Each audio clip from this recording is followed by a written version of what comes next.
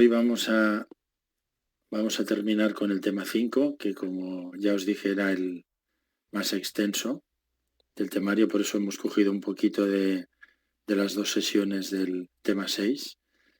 Y bueno, ya para finalizarlo, nos queda simplemente puntualizar que en España existen unas empresas que se llaman empresas de trabajo temporal. No sé si existen en vuestros países, si alguien quiere hacer algún comentario al respecto. Son empresas que prestan a trabajadores a otras empresas. La empresa de trabajo temporal tiene una cartera con muchos empleados, cada uno según su oficio, su profesión, y las empresas usuarias contratan con la ETT la puesta a disposición de ese trabajador para realizar un trabajo en la empresa usuaria. Pues bien, simplemente que tengáis conocimiento de que, tal y como establece el artículo 28 de la ley, claro, hay que ver cómo damos cumplimiento a las obligaciones preventivas con este esquema de que habrá un empresario que es el que paga la nómina, pero luego hay otra empresa que es la usuaria, que es bajo cuyas órdenes se desarrolla el trabajo. Entonces, que simplemente para que tengáis conocimiento de que la empresa de trabajo temporal, que es la empleadora realmente, pero que no trabajan en su centro, sino que los tienen en cartera para mandarlos a otras empresas, se responsabiliza de la formación, información y de la vigilancia de la salud, de los reconocimientos médicos. Muchas veces estas empresas van muy por faena y en la misma firma del contrato ya le hacen firmar la formación y la renuncia al reconocimiento médico. Y luego la empresa usuaria no es la empleadora, pero al fin y al cabo es la que dispondrá del rendimiento de esta persona. Trabajará en casa de la usuaria. Y esto la convierte en responsable de las condiciones de trabajo. Por lo tanto, será la que deberá velar el deber de vigilancia del cumplimiento de las medidas preventivas, será por parte de la empresa usuaria. Y respecto del tema de los EPIs, normalmente será también la empresa usuaria, sin perjuicio de que puedan pactarlo con la empresa de trabajo temporal. A veces van con un mono de la ETT, pero bueno, como la usuaria responde a las condiciones de trabajo, pues será la que se encargue también de las medidas de protección. Simplemente que sepáis que hay algunos trabajos que no se pueden realizar a través de esta modalidad contractual, como es tema de radiaciones ionizantes, cancerígenos, mutagénicos o tóxicos y biológicos de grupos 3 y 4. Siguiendo con el correlativo articulado de la ley,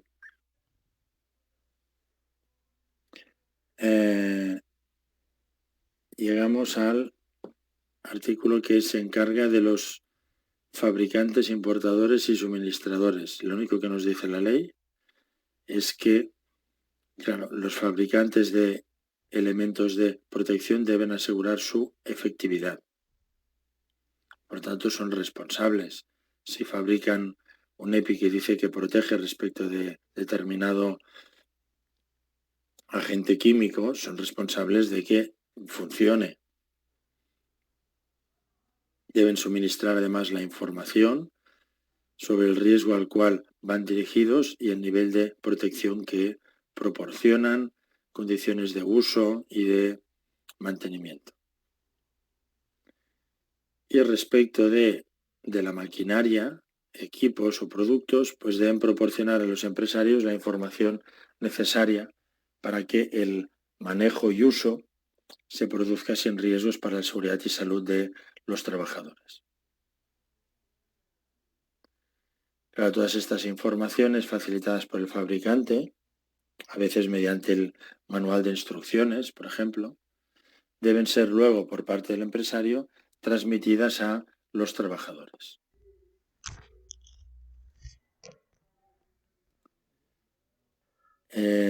Cuando hablemos de las responsabilidades, comentaremos que es difícil que se pida responsabilidades a los fabricantes, porque muchas veces los accidentes tienen más que ver con el manejo que con defectos o problemas de fabricación, pero que el fabricante tiene la responsabilidad de informar sobre el uso adecuado de aquello que hayan fabricado.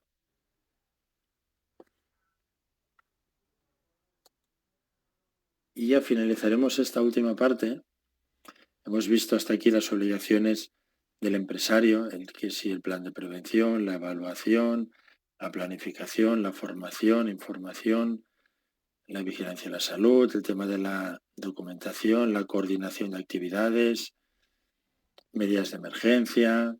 Bueno, hemos visto todo esto, la peculiaridad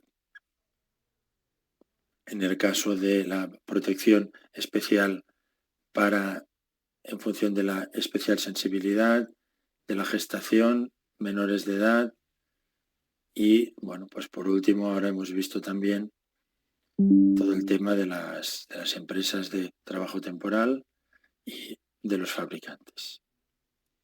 Pues bien, ahora nos falta finalizar con las obligaciones, la otra cara de la moneda, de los trabajadores. Y ya empezamos con la configuración jurídica de las obligaciones. Se consideran obligaciones laborales. Por lo tanto, ya hemos dicho muchas veces que forma parte intrínseca del contrato de trabajo, de la relación laboral. La PRL es irrenunciable. Por lo tanto, el trabajador está obligado a cumplir las medidas de prevención y de protección que se hayan establecido. Y si incumple, se le debe sancionar disciplinariamente por parte del empresario. ¿Por qué? Porque si el empresario no sanciona, se entiende que está siendo tolerante con el incumplimiento. Y esto lo convertirá en corresponsable, como luego veremos con un ejemplo. Si se ha definido que hay que hacer uso de un EPI, el trabajador debe hacer uso del EPI. Otra cosa es que tenga un problema de salud que le dificulte, pues habrá que buscar en el mercado un EPI adaptado a su subjetividad. Pero ni el empresario puede tolerar que se trabaje sin EPIs, ni el trabajador puede negociar y renunciar al uso de EPIs. Y os lo ejemplifico con una frase de un inspector de trabajo hace años. En una obra de construcción, por parte del empresario, se quejaba, decía, es que no hay manera de que se pongan el casco. Decía, ya lo he intentado todo y no hay forma. Y el inspector de trabajo le dijo, pues si usted está convencido de que ya ha hecho todo lo que podía hacer, no se preocupe, no pierda más el tiempo. En el mercado de trabajo va a encontrar a otros trabajadores que sí se lo van a querer poner, el casco. Por lo tanto, lo que le está invitando es, si ya no tiene nada más que hacer, solamente le queda despedir disciplinariamente a estos trabajadores y contratar a otros que hagan uso de los EPIs, porque usted no se puede permitir tener en la obra a gente sin casco. Por lo tanto, como vemos, la acción disciplinaria, no es que yo quiera ahora decir que hay que castigar porque sí, por gusto, no me muevo por un impulso sádico ni por estar borracho del poder empresarial, sino, como os decía, por la consecuencia de que la inactividad ante el incumplimiento implica tolerancia con el mismo y corresponsabilidad por parte del empresario y de la línea jerárquica. Si resulta que es una máquina que se ha quitado una protección y no se está reparando y se está funcionando con la máquina así, y el único que lo sabe es el jefe de turno, la responsabilidad será del jefe de turno. Otra cosa es que el jefe de turno ha avisado al jefe de fábrica y el director de fábrica lo sabe y no hace nada. Entonces la responsabilidad subirá más arriba. Pero como os digo, el que tiene facultad de mando y tolera el incumplimiento se convierte en corresponsable. Y aquí tenéis varios ejemplos, varias sentencias, como siempre, donde veis estos links que pone bit.ly. Si alguien quiere, es un comentario más extenso de la sentencia. Pues esta es una sanción por no hacer uso de protectores auditivos. Esta es por no llevar un guante metálico cortando pescado, un guante de los de cota de malla o Kevlar. Este por no hacer igual, este en vez de cortar pescado corta jamón y no lleva el peto ni el guante. Se lo han dicho bastantes veces y sigue R. Esto se hace de forma progresiva, no vas a despedir a alguien por la primera vez que comete un error o un descuido. Se avisa verbalmente, si no se consigue corregir ya se avisa por escrito y si el comportamiento es muy reiterado, pues el paso siguiente es la suspensión temporal de empleo y sueldo y finalmente se llega al despido disciplinario. Aquí por fumar en una zona prohibida, donde había productos inflamables. Y bueno, y este es un poco el límite aquí en el cumplimiento de las órdenes por parte de los empleados está en que si una orden atentara contra la propia salud del trabajador, contra su vida o su integridad, entonces ahí sí que se puede negar. Es lo que se conoce como el ius resistentiae, que es el derecho del trabajador a no acatar una orden que ponga en peligro su vida. Digamos que, lógicamente, ahí encontraríamos un límite en la protección jurídica del trabajador. Y para que lo veáis con un ejemplo real, es un gerente de una bodega que fue condenado a 2 años de prisión, que quiere decir que probablemente no fue a prisión, porque en España las condenas de hasta 2 años pueden quedar suspendidas.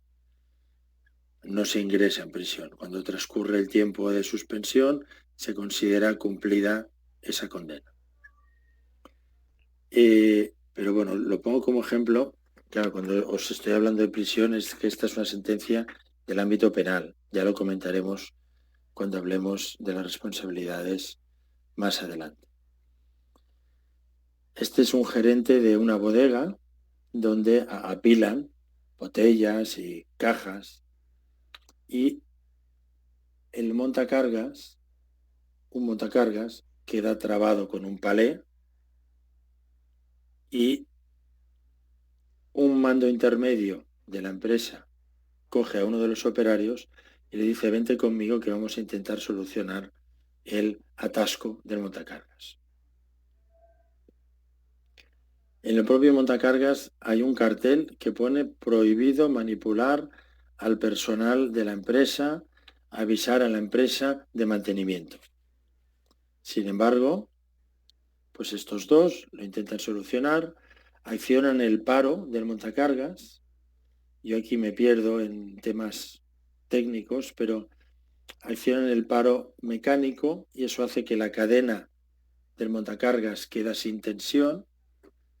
Bueno, ya os digo yo, no sé si lo cuento bien o no, el hecho es que al retirar el montacargas, al retirar el palé, el montacargas se precipita hacia el vacío y el mando intermedio fallece y el trabajador queda bastante grave.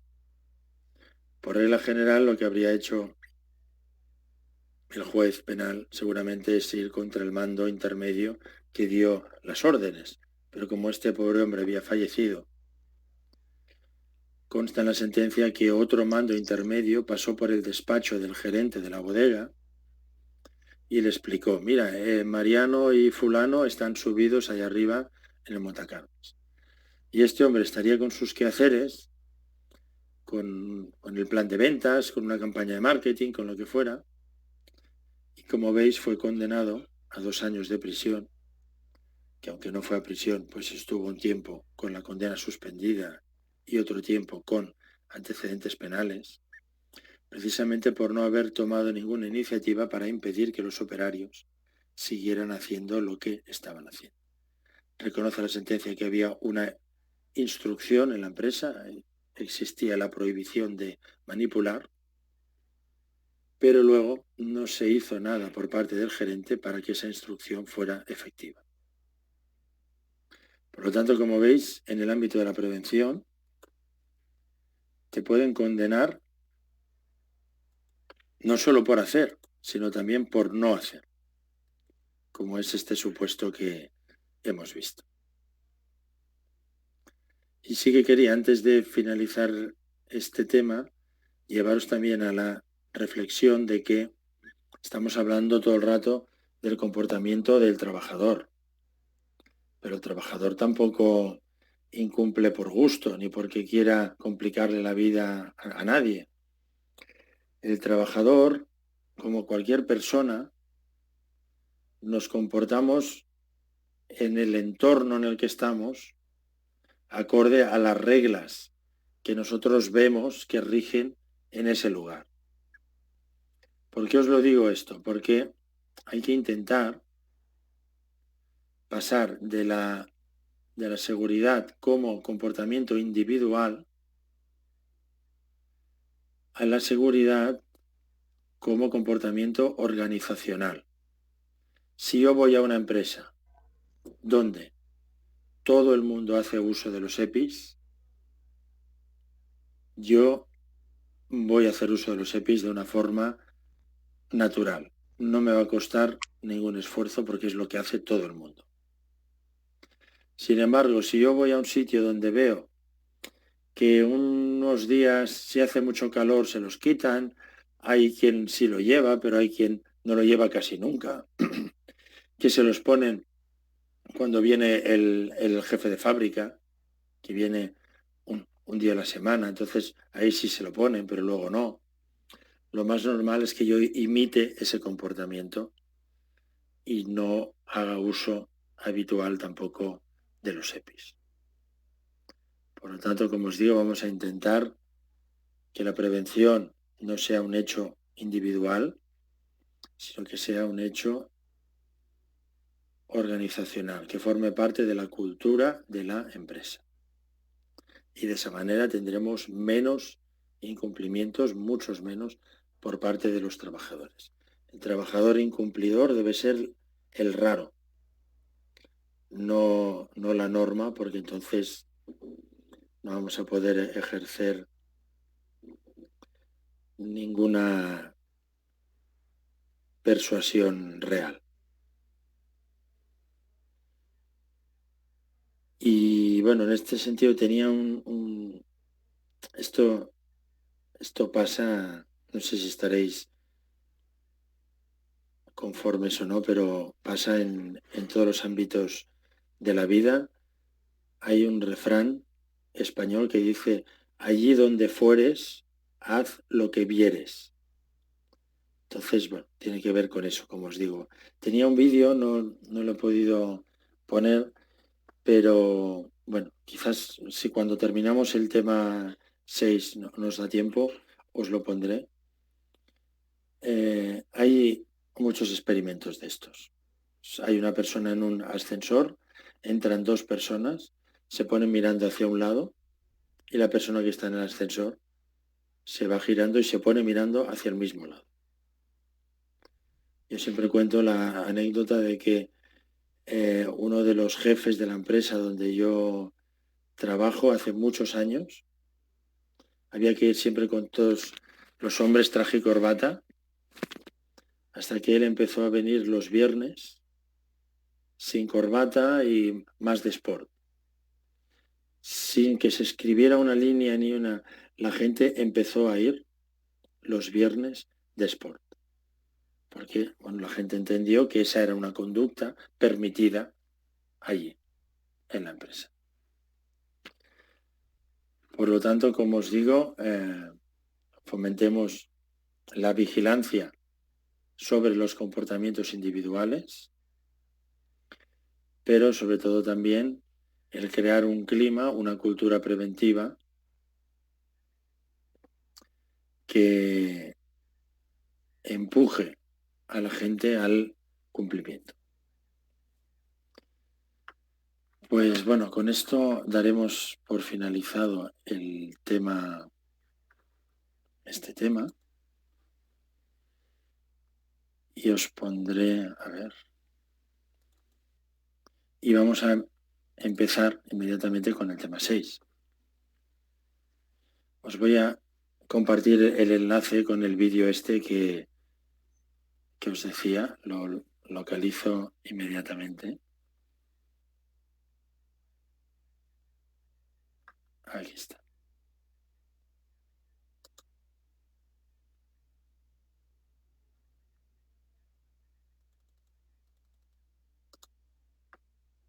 Perfecto. Pues os voy a poner aquí el enlace para que lo veáis. Si acaso, mientras voy cargando el tema 6, si podéis,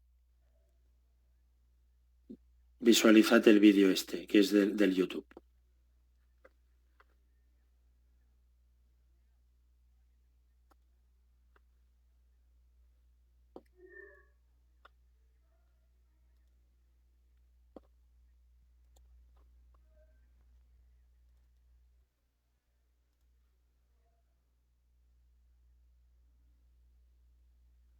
A ver qué dice Francis. Se está cargando. Vale.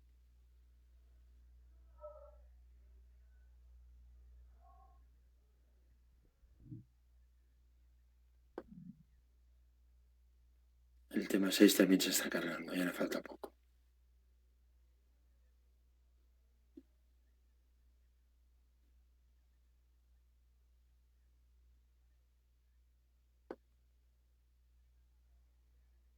Perfecto. Pues bueno, antes de empezar, ¿habéis podido ver a alguien el vídeo? ¿Alguien quiere hacer algún comentario sobre el vídeo?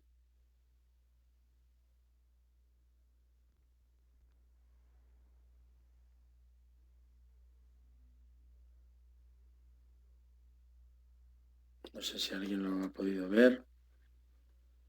Si no me decís nada, empezaremos con el tema 6.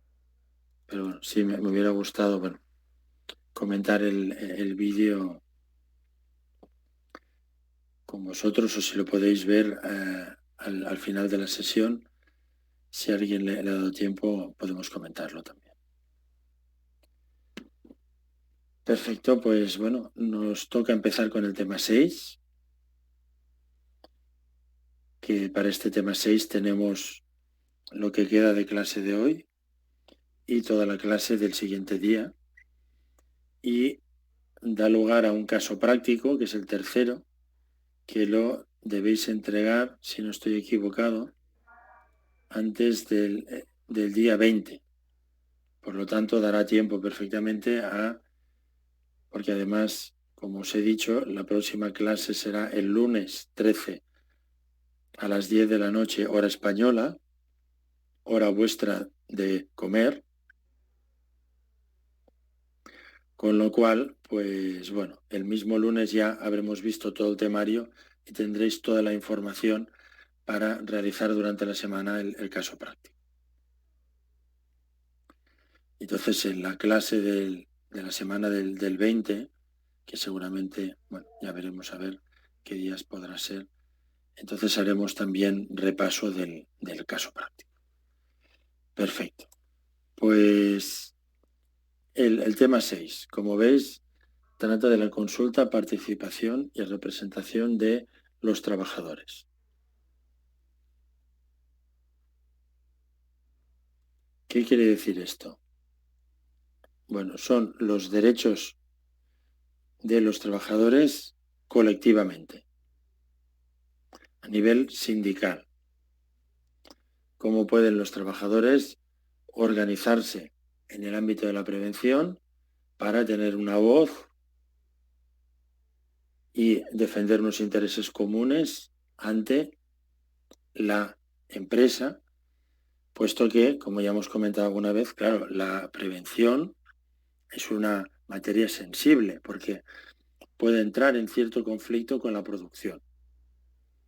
Un técnico puede decir, aquí hay que colocar protecciones, la máquina, esto no, hay que parar la máquina para hacer, no, oiga, si paramos la máquina perdemos mucho tiempo, si colocamos las protecciones todo se ralentiza, no tenemos dinero ahora para gastar en prevención, por lo tanto, es una materia sensible y por eso, dentro de el ámbito de los representantes de los trabajadores, encontramos específicamente a los delegados de prevención, con las funciones que luego veremos. Vamos a ver con carácter general la consulta de participación y luego veremos las figuras de delegado de prevención y comité de seguridad y salud.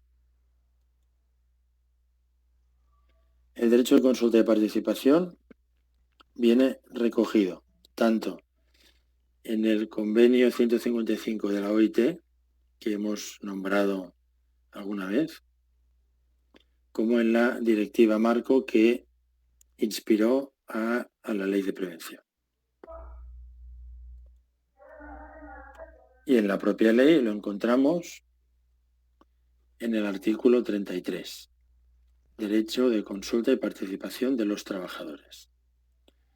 Dice que el empresario deberá consultar a los trabajadores con una antelación, con la debida antelación, la adopción de las decisiones relativas a. Entonces, como hay otro sitio que dice que los representantes de los trabajadores disponen de 15 días para elaborar informes, normalmente se toma esto de la debida antelación con ese baremo de los 15 días. Entonces, cuando el empresario vaya a tomar medidas que tengan trascendencia preventiva, lo debe consultar previamente a los trabajadores o a sus representantes con 15 días de antelación. En materias como la planificación y organización del trabajo, si se introducen nuevas tecnologías, si se cambian los procedimientos de trabajo, se compran nuevas máquinas, nuevos equipos, todo lo que pueda generar riesgos distintos o complementarios. La organización y desarrollo de las actividades de prevención, por lo tanto, lo que vimos en el tema 4, la modalidad preventiva, la elección de la modalidad preventiva, si lo asume el empresario, si designa trabajadores, si lo contrata todo con el ajeno, si constituye un SP propio en caso de que esté obligado a ello, si lo hace con 2 especialidades, con 3, con 4, si hace un mancomunado. Todo esto también debe ser sometido a consulta de los trabajadores o de sus representantes, igual que el tema de designación de trabajadores encargados de medidas de emergencia, la información, documentación, la formación y cualquier otra acción que pueda tener efectos sustanciales sobre la seguridad y la salud de los trabajadores. La consulta no es vinculante y ni siquiera la falta de consulta anula la decisión empresarial, pero la falta de consulta sí es sancionable administrativamente, por lo tanto, Inspección de Trabajo puede multar si no se ha respetado la debida consulta, que como os digo es la información por parte de la empresa antes de tomar una decisión contra sentencia preventiva a los trabajadores. Y cuando decimos a los trabajadores, queremos decir a sus representantes en el caso de que los haya. Los representantes de los trabajadores, ya vimos que había la representación unitaria dentro de la empresa, los delegados de personal, y a partir de 50 trabajadores, el comité de empresa.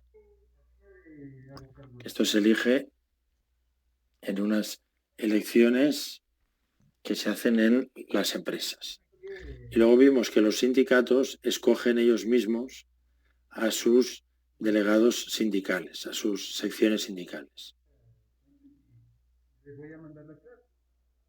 En la materia específica de prevención encontramos dos figuras, que es el delegado de prevención y el comité de seguridad y salud, cuando haya 50 o más trabajadores en una empresa o en un centro de trabajo.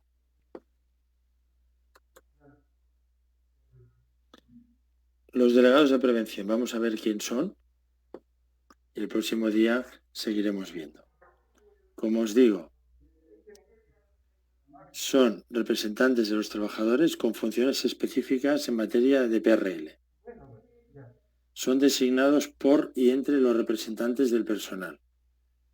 ¿Qué quiere decir? Que tenemos unos delegados de personal, que son estos que aquí veíamos, que ponen representación unitaria. Tenemos unos delegados de personal y entre ellos escogen a los delegados de prevención. Esto solamente se exceptúa en los centros de trabajo donde no haya delegado de personal. Claro, digamos que la regla es que si no hay delegado de personal, por lo tanto no habrá delegado de prevención. Y la única excepción es que no hubiera delegado de personal por no tener los trabajadores la antigüedad suficiente. Entonces aquí sí que se nombraría un delegado de prevención provisionalmente hasta que ya hubiera antigüedad suficiente para nombrar a delegado de personal.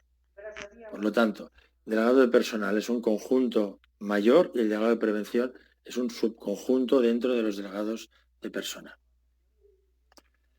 Esto quiere decir que el delegado de prevención tiene las dos condiciones. Entonces, cuando vea con el sombrero de delegado de personal, discutirá con la empresa el horario, el salario, los turnos, el que se paguen las comidas, el que haya más tiempo de descanso, las vacaciones, cualquier cosa que se os ocurra. Y no hablará de la prevención. Sin embargo, cuando se ponga el sombrero de delegado de prevención, quedará al margen todos estos otros aspectos que hemos dicho y se deberá centrar en aspectos que tengan que ver con la prevención en la empresa. Además, están protegidos, como hemos dicho, por esta posible tensión entre prevención y producción, porque se dice que no podrán sufrir ningún perjuicio derivado de su actuación, salvo que en el caso, que es un caso que se puede poner en el caso práctico, si se demostrara que en el contexto de la paralización de actividades, que ya vimos que si no daba tiempo a reunir el comité de empresa, los delegados podían tomar la decisión de paralización de actividades. Si se demostrara que obró de mala fe, ahí se podría tener algún reproche, digamos, pero en el ejercicio ordinario de sus funciones no debe tener ninguna represalia, ni sanción, ni reproche por parte de la empresa. Y tenemos unas tablas donde, como veis, pues bueno, de 6 a 30 corresponde a un delegado de personal, que a su vez será delegado de prevención. De 31 a 49 corresponden 3 delegados de personal y entre estos escogerán a un delegado de prevención. Por lo tanto, hasta 49 tenemos un delegado y a partir de aquí hay un escalado en función de los del número de trabajadores, tantos delegados de prevención. Ya vamos a finalizar, pero antes, aunque creo que lo comentaremos igualmente en la próxima clase, que será el lunes, pero por si alguien ya quiere avanzar en el caso práctico, que tengáis en cuenta que existe una norma en la propia ley de prevención sobre el cómputo de estos trabajadores de la columna de la izquierda para ver cuántos delegados corresponden en la columna de la derecha. Las reglas son que si es un contrato indefinido, se cuenta un trabajador, cuenta como uno. Si es un contrato a tiempo parcial, solamente son 4 horas al día, da igual, cuenta como uno también. Si es un contrato de duración determinada, pero superior a un año, también cuenta como uno. ¿Cuál es la única excepción? Aquellos casos en los que el contrato es inferior a un año. Entonces, ¿cuáles son las reglas aquí? Os las voy a decir por si alguien quiere avanzar en el caso práctico. Primera regla sería, en contratos inferiores a un año estamos hablando. Lo demás ya hemos visto que son por cabezas, ¿eh? La primera regla sería cada 200 jornadas igual a un trabajador.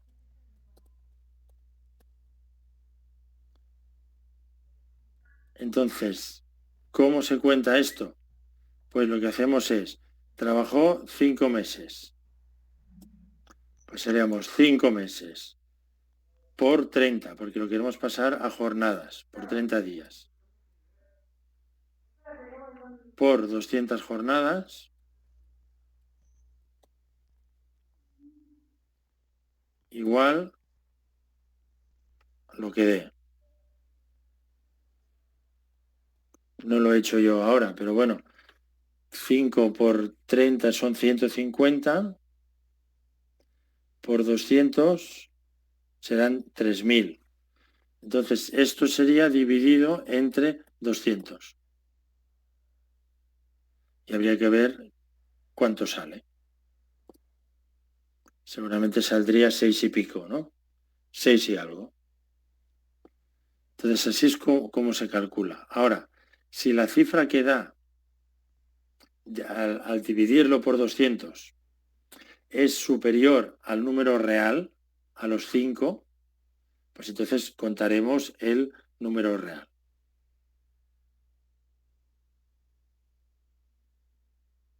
Bueno, esto ya lo repasaremos el próximo día. No os preocupéis, el próximo día tenemos tiempo. 5 por 30 por 200 dividido... Ay, perdón. 5 por 30 dividido entre 200. A ver si lo puedes hacer. Yasmín, 5 por 30 dividido entre 200.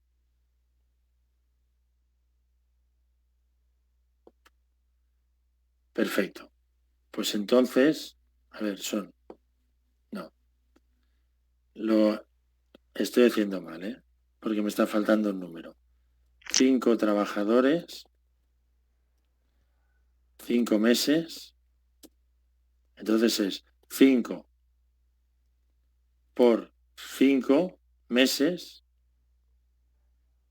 por 30 dividido entre 200. Entonces lo quedé. Exacto, sale 3,75. Entonces, la fracción cuenta como un trabajador. Entonces, aquí contaríamos 4 trabajadores. Exacto, perdonad que me había liado un poco con la fórmula. Aquí contaríamos 4 trabajadores.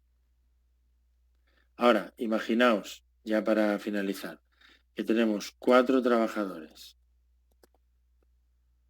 y 10 meses cada uno.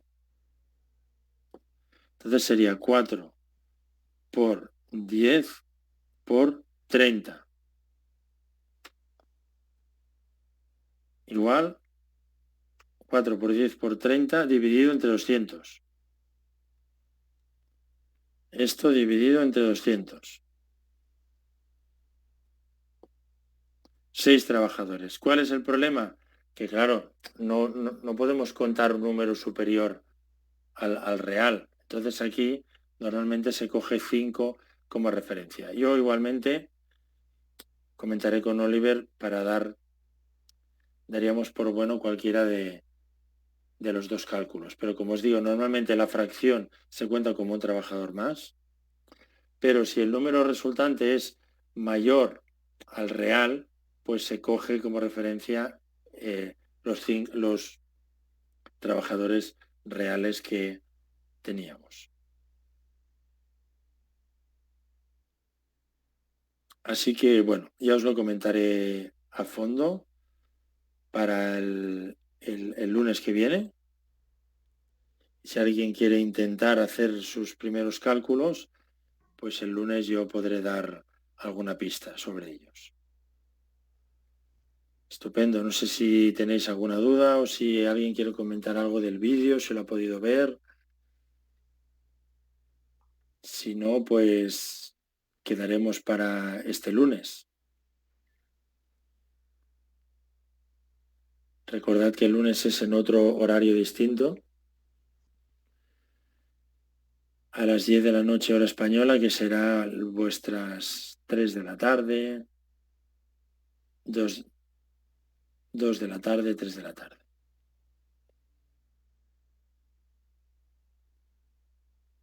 Perfecto, pues si nadie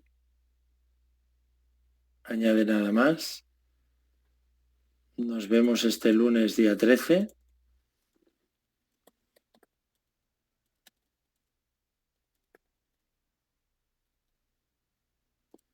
a las 22 hora española.